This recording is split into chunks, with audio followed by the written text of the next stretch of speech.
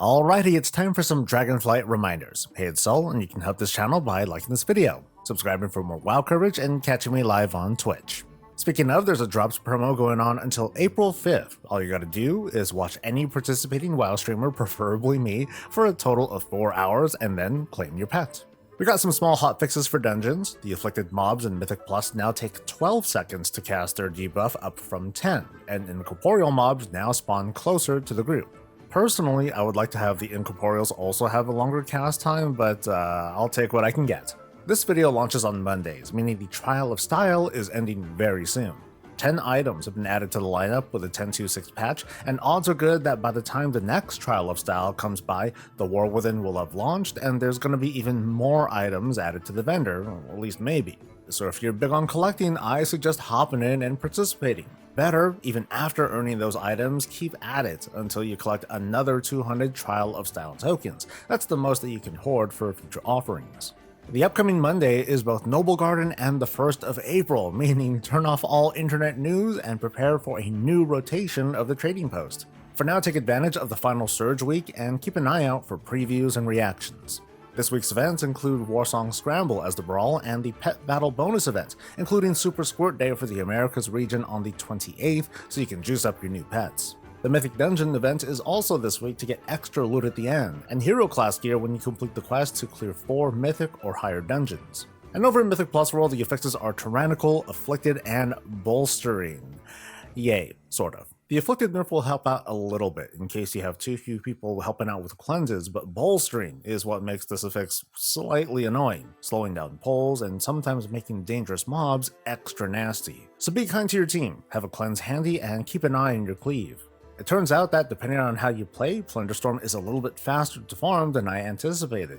In case you're having trouble or you haven't tried Plunderstorm yet, I'll give another crash course on how to farm it easily, like me, a total coward who just wanted the cosmetics. Step 1 is arguably the most important. You gotta psych yourself into the mindset. Plunderstorm is like any old MMO grind to get something that you want. What I did was think back to the days of gathering in World of Warcraft before War Mode, and I happened to play on the PvP server. With that in mind, I'd just pop in a movie or play some music and then farm away. If I got into trouble, maybe I'd defend myself, maybe I would just, take the hits, release, run back, and get right back to it. I found this to be way more bearable than, say, farming Grateful Offerings or the Avowed Rep, or really anything that I couldn't just hard grind in a few days, because I did hard grind this in a few days, and then I moved on to the Dragonflight meta, which is, well, a much longer grind of like elite rares and chasing storms, but we'll get to that in a bit. As for what to do in Plunderstorm, it's very easy. First, you queue up and you get in. 2 things that you need to learn for yourself and to master: sticking the landing and having a few favorite places to land. My favorite spot was this graveyard all the way to the west. I'd pretty much always land here, even if I had to glide across like most of the map. You want to make sure you have your view distance as far as you can, and if it looks like this or any other place is taken, in this case I would land a bit further southwest at the lumber mill. I can't stress this enough, the landing really is a big deal. You want to try to crash land on both an elite and a regular mob together to defeat them instantly and pick up 2 power-ups. You don't have to crash directly into these mobs, there's maybe a 10 or so yard radius. Then you want to look at what your objective is, it just popped up, and you want to complete it right away. If, say, you need to kill 2 elites, great, you already took one out, you just need to beeline to another one, and you can easily take them out without any powers at all if worse came to worse. If you need to pick up spells or items, no problem, there's probably some already on the ground, and this is a good time for me to show you just what to look for during a match. Chests with powers happen to look like this. You can actually ignore these because powers drop all over the place. Unless you happen to have a quest to open up chests, then of course it's fair game. If the quest asks you to pick up items, chests with consumable items look like this. And the most important ones are the golden chests. These you want to prioritize opening as soon as you've completed your quest, because, well, really your objective is to pick up plunder efficiently. It's not about lasting till the end of the match or defeating a bunch of opponents or even trying to survive for as long as you can, you just need to pick up plunder. Plunder is the reputation, and every bit that you pick up counts, so find a spot, stick the landing, complete your objective, and then open any golden chests you see in your line of sight, all the while picking up all the glowy little plunder that dropped on the ground. Once you have that, you'll more than likely have 500 to 800 plunder, and once you get used to the routine, you'll have this in about 2 or so minutes into a match. Then you want to consider your next steps. You can risk taking more time to explore, or you can do what I usually do and exit the game violently by getting yourself killed by mobs, engaging with a nearby player, or entering the Rapture, or basically the storm that's meant to kill you. Repeat these steps until you get your renown to 40, and then we get to the real grind. 10.2.6 introduces the Dragonflight meta, a world awoken, which has us complete almost all there is to this expansion. The road to getting this is full of rewards, and at the very end is your very own Titan, the giant puppy mount. It's accessible in the expansion features section in the achievement UI, and it's very, very deep. In a nutshell, expect to complete pretty much every activity, max out reputations, and clear the dungeon and raid content. There's a few I want to point out that I suggest you start working on sooner than later, as some of these tasks are time-gated, while others might be easier to complete with other people hanging around. Fringe Benefits has you completing all the different dailies available from Aeon's Fringe. For some reason, this is not a retroactive achievement, so you'll need to go through the motions and complete all the dailies again. To all the squirrels I've been before and Lock the Load require specific kinds of time rifts to be up.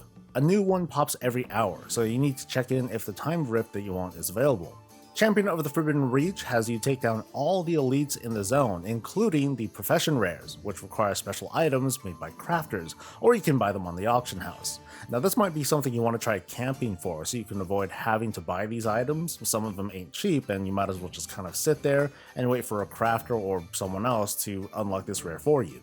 Into the Storm is a meta unto itself, asking us to clear every combination of elemental storm events in the 4 Dragonflight zones. And then there's Flight Club, which includes achievements to fully complete the Whelp Daycare quests, which are unlocked one after another over days. Unlike the Shadowlands meta, this one isn't nearly as punishing in my opinion. Consider that Dragonflight doesn't have spaced out weekly rotations like Covenant Assaults, or features that need a lot of setup like the Covenant Sanctums. But hey, since we're here, we might as well start tracking a few of these things in case you feel like you're running out of stuff to do. With 10.2.6 out, Season 4 should be just around the corner. As for whether the WoW team will be more transparent about upcoming content remains to be seen. Now they did say that they would have a PTR up for Season 4, but there's still a 10.2.7 patch that'll be along roughly 2 months from now. Whatever the case, as news breaks, I'll cover it. Be sure to like this video, subscribe for more coverage, catch me live for the drops, and I'll catch you later. Let's have Bob close us out. Stay safe, stay healthy, and stay breezy. Wasted my life, it's obsession. I'm grinding reputation, I won't be denied.